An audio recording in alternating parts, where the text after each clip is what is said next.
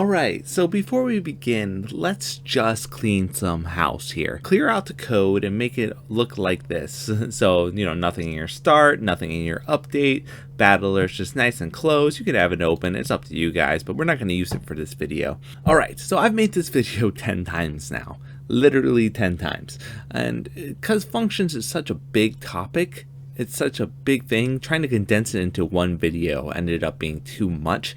So this is functions part 1 now. I've finally decided to separate it out into multiple parts. Anyway, let's get started on this. So we finished cleaning house. Let's now talk about the compiler. What is the compiler? It's Mr. Translator. I've been talking about Mr. Translator this entire series.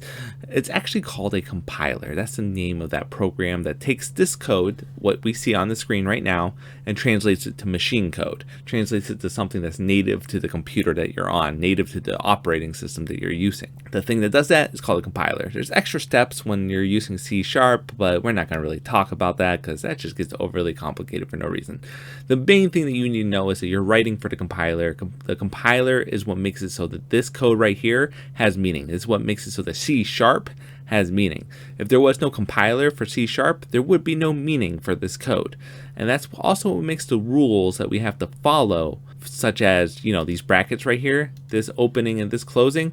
This is something that the compiler requires to know what's inside of the class, right? And even a class, this word right here having meaning, totally the compiler. Okay, so now that we've kind of got the term compiler down, because I'm going to start using it because that's actually what's professionally used inside this industry. And I don't want you guys walking around going, Mr. Translator does this. Sorry guys, that would be bad. Okay, so let's talk about functions. What is a function? You see, a function is just a destination inside of your code that other parts of your code can visit. Let's give you an example. Let's make a function right here.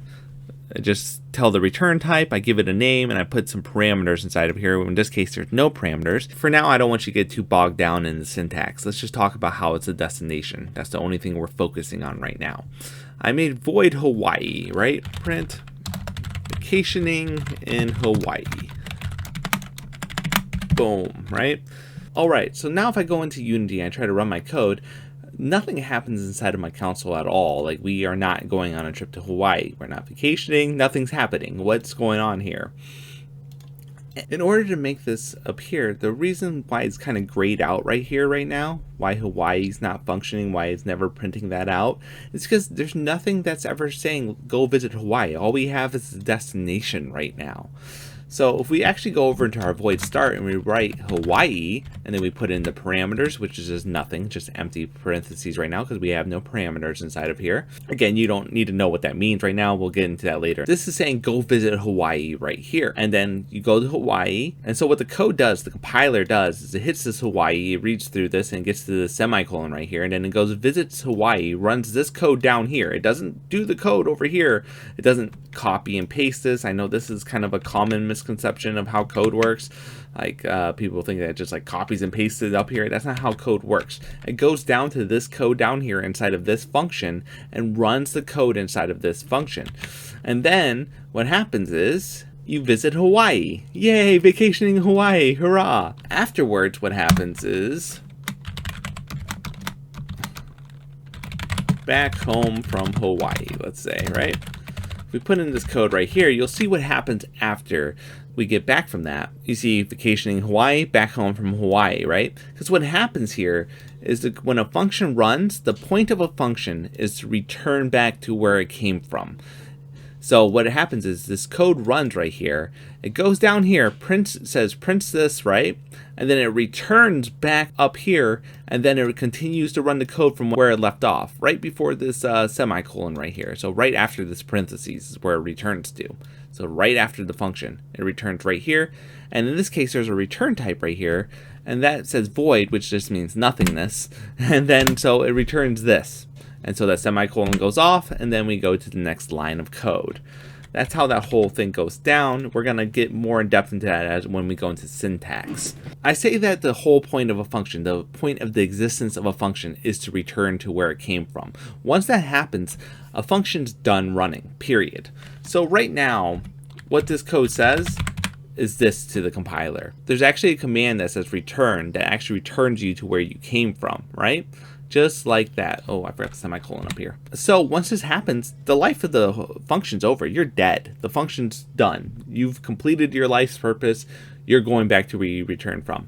You take this trip to this destination down here, and then you return. That's what you do. So if I write another print right here and say, should we go to California? For kicks and giggles. We already got green squiggly line showing that this thing's never gonna happen, but just to show you, vacationing Hawaii, back home from Hawaii, we never go to California inside of our Hawaii function, because return happens before that. And keep in mind that this right here is the same thing as this right here to the compiler. It'll automatically put return at the bottom of your function if you don't write it in yourself. So you can put in return if you want to control how you return back up here. Okay, so that's kind of like a quick example of how a function works. But the thing is, you know, there's not really much of a difference between this void Hawaii parentheses and this void update parentheses and this void start parentheses. And that's because these are functions too. They're functions that Unity uses. So if these are the destinations though, where are they taking the trips from? You know, where, like, we write Hawaii over here to go down to Hawaii. Why is it that we don't have that start written anywhere, or update written anywhere? And you got to keep in mind, the place that you go on the trip from doesn't necessarily have to be inside the same class that you're inside of. Unity itself runs through all the components and then runs certain functions on all these components. So it goes to every game object in the game and it runs through all the components inside of here. In fact, if I add a component and I add another first script, the script that we created as a component on here, and I push play, you'll see the same thing happen twice. Vacationing Hawaii, back home from Hawaii. Vacationing Hawaii, back home from Hawaii. Because it runs that script in both of these. It goes to both of these start functions. It goes run this start function, run this start function. It also runs all of these start functions inside of here as well on anything that's a mono behavior, which you are if you're a component, because you have to inherit from this mono behavior class. You might not understand inheritance yet, but just know that if something has this on the end of this, it automatically has to be a component, and if it's attached to a game object, then it automatically has its start run and its update run by Unity. Okay, so we've kind of gone over the basics of how functions work, but another interesting thing here is because this is a function, and if I write return right here, for instance, then guess what doesn't get printed out? We go back to Unity. Let's go ahead and go to these three dots right here and remove this component and push play. You'll see that inside of our console, it only says vacationing in Hawaii. And it never says back home from Hawaii, because we have return written above the print, because this is just a function. The point of a function is to return. Oh, and it's also worth noting that you can have a function going off inside of a function. We made this function, it's going off over here. You can do the same thing. We can build another function, have it go off in Hawaii. You know, we can make a Honolulu and have that thing going off. Anyway, let's actually go into the syntax of a function now. So I'm erasing all of that because we're just not going to need it for the rest of this video, and there's several parts of a function here, and let me just kind of do this so that we have some comments on here. If you do the star asterisk and then you have an asterisk slash right here, so it's actually like a forward slash asterisk, yeah, forward slash asterisk and asterisk forward slash, and that'll actually kind of enclose up a bunch of code. You don't necessarily need these stars in between. They don't actually do anything. It's just compiler does automatically, or Visual Studio does automatically, I should say. Okay, so the first thing you need is an access modifier. This is either public or private. Normally, there's also protected, but you're probably not going to use those until you get into inheritance. And so just for now, focus on public and private. If you put nothing, compiler assumes private. So inside of these void start and void update, they're both considered private automatically, because the compiler just places that there for you. It just goes, oh, those are private. Obviously, he didn't write anything. So you don't necessarily have to put anything there. You don't have to fulfill step one, because the compiler will automatically do it for you. The second part of it is the return type. This can be void or any of the variable types that we've used before. So basically any variable type, and you just have to return. You can think of it as the type of luggage you have to bring back home with you. So you have to bring back whatever luggage you're saying inside of this second step right here where it says void. If it's void, you don't have to bring back any luggage. It's an all-inclusive trip, whatever. You come back home, you didn't have to bring back nothing. But if you have something that's like, if you say string or bool or something like that, you have to bring back that variable with you when you return. And I'll kind of show you an example of that in the next video. It's not going to happen inside of this one because, well, this video would get ridiculously long then. 3, you have to go ahead and give it a name. We'll just write name. And then 4, you need to give it some parameters. Now, for today's video, we're not going to actually have any parameters inside of here. For now, we're just going to leave that's whatever you put inside the parentheses, and we're going to go over parameters in a later video as well. That's why we're breaking this the functions series into 3 videos, or maybe 2 videos, depending on how fast I go through the next one. So the main point today is just to create a simple void type function, a simple, like, you return nothingness, so you don't really have to worry about it.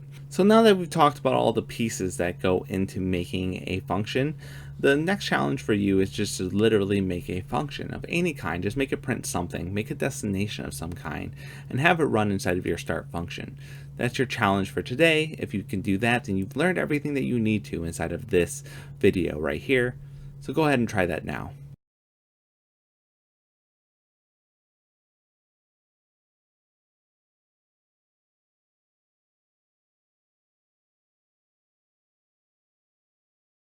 Okay, so again, you just follow these steps right here. You do an access modifier, so it's private, void for the return type, and you have to give it a name for a destination. I'll make mine Florida this time. And then you just gotta print something inside of there, because that's the only thing that we've really learned how to do inside this series. And we'll just simply say vacationing in Florida. Yay. We simply go to our start here, we run it, and then boom, you've done the whole challenge right there. So if we go ahead and go into Unity, go into our console, vacationing in Florida. That's it, guys. Super simple. That's how functions work, the very basic gist of it. Again, it just runs this. It goes, okay, you want to go to a destination, you're running a function, because it knows that when it hits these parentheses. It doesn't really know it if there's no parentheses there. See? These parentheses is what tells it, oh, you're taking in parameters. And once it knows it's taking in parameters, it knows that this word, this name before it, is a function. And then it goes, after it gets to the end of the parameters, so the end of these parentheses signs, it goes all the way down to the destination. It goes all the way down to the function itself, and it runs the code inside of the function until it hits return. Once it hits return, which is automatically there, if it's because the compiler just automatically puts it there, we go all the way back to the end of the parameters, and we run our code from the rest of the start. That's how functions work. Okay, I hope that you enjoyed this video. I have a link to my Ko-fi account down in the description below if you feel inclined to buy me a coffee. Otherwise, though, I'm way more thankful for your time than I can put into words. I really, really am, guys. Like, I know I talk about, like, buy me a coffee or something, but it's really not needed. It's not necessary. I'm more thankful for your time than anything else. Please like, subscribe, leave a comment. Let me know how things are going with this. If functions are still super confusing for you, I'm really trying to make it clear, but it's really difficult to do in one video. Anyway, have a good day, guys. Bye.